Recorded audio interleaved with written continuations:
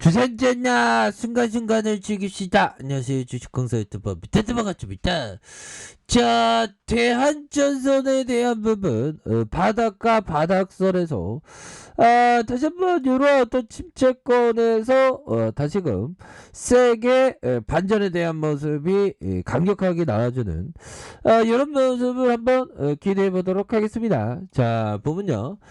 대한전선 지원나선 호반 산업, 그래서 지주사 요건을 충족, 성큼 다가오고 있다. 뭐 이런 점을 말해주고 있죠. 그래서 호반은 굉장히 어떤 우량한 회사죠. 그래서 호반은 그룹 내 지배 구조가 이미 세계 축으로 교통 정리하면서 너는 이쪽으로 가, 나는 이쪽으로 갈게, 뭐 그런 어떤 교통 정리인가요? 아무튼 호반건설과 호반산업, 호반 플라퍼티가 각각의 지배구조 상단에 다른 계열사들을 거느리고 있다. 뭐 이런 점을 말해주고 있죠. 그래서 사실상 세 개사가 지주사 형태를 갖췄으나 지주 비율이 기준에 미치지 않기 때문에 공정거래법상의 지주사는 아니다. 그래서 하지만 호반 사업의 경우 지난해 대한전선을 인수하면서 지주 비율이 크게 치솟았다. 그래서 최근에 2천억 규모의 유상증자 참여도 결정했는데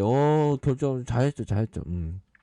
참여해야지 당연히 그죠. 그래서 아주 성공적인 그런 어떤 부분이 있죠. 그래서 이후 지주 비율은 40% 훌쩍 넘을 것으로 추정하고요.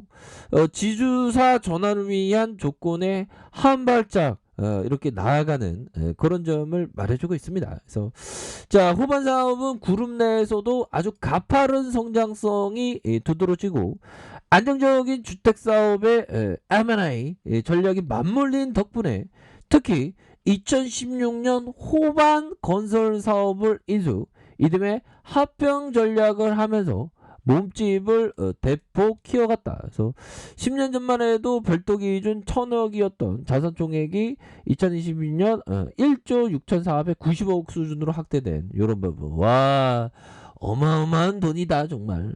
그래서 덩달아서 지주 비율 역시 높아진 이런 상황이 되기 때문에 착착착 딱 되고 있죠 보면.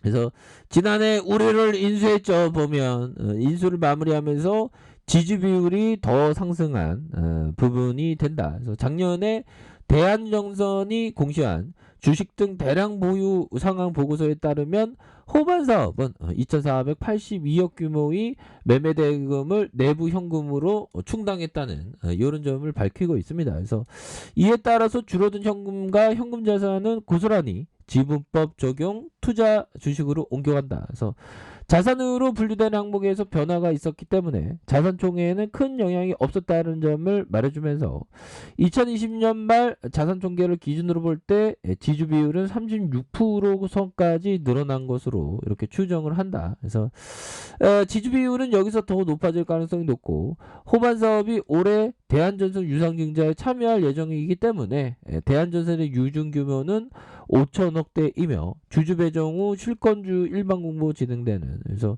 호반 사업은 대한전선의 지분을 40% 보유한 최대 이런 어떤 주주로서 배정된 주주를 전량 청약해서 2018억 원을 책임질 계획에 있다는 그런 점을 말해주고 있지 않습니까 보면.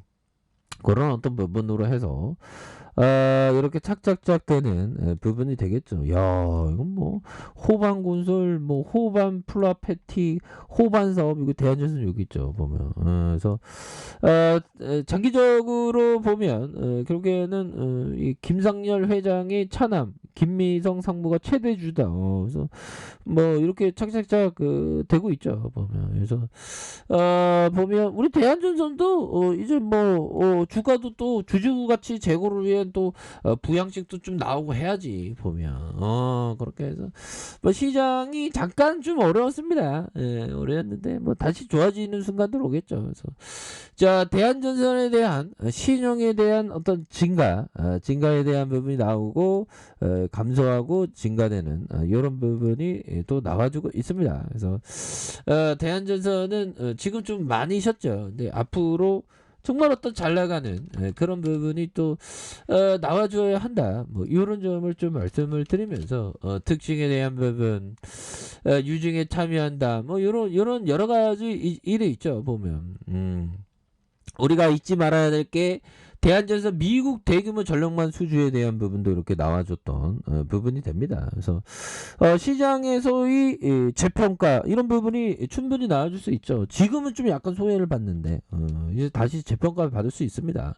원전 관련주기도 하고요. 그래서 라프 웬저 형이 얘기했던 이 부분, 자 기업이 계속 성장하고 전망도 밝을 경우 어느 시점에서는 기관 투자자들의 주목을 받게 되고 주가 수익 비율도 높아진다라고 라프엔저 형은 말해주는 그런 어떤 부분이 되겠죠. 보면 결국에는 소형주 중에서도 전망이 밝아지는 그런 어떤 기업에 대해서 이렇게 좀 관심을 가지는 그런 어떤 필요성이 있죠. 그래서 기업이 계속 성장한다는 뭘까요? 실적에 대한 부분이 계속 좋아지면서 시장에서 소외를 받고 있지만 계속 성장하면 결국에는 기관들 형들도 이렇게 주목하면서 수급이 들어온다는 거죠. 그래서 주가 수익률도 높아지는 그런 어떤 부분이 되기 때문에 결국에는 시장에서 재평가를 받는다. 그래서 결국 중요한 거는 따박따박 돈을 이렇게 버는 게 이게 정말 어떤 중요한 그런 어떤 부분이 된다. 뭐 이런 점을 좀 말씀을 드리겠고요. 자, 이런 부분이 되겠고 오늘령이 얘기한 부분, 시장은 당신이 누구인지 신경 쓰지 않는다. 성공 투자는 개인적인 감정이나 의견과는 관련이 없다. 오로지 수요와 공급의 법칙이 있을 뿐이다. 따라서 투자자는 시장의 흐름을 거스르기보다 따르는 법을 익혀야 한다. 윌리엄 오닐령이요.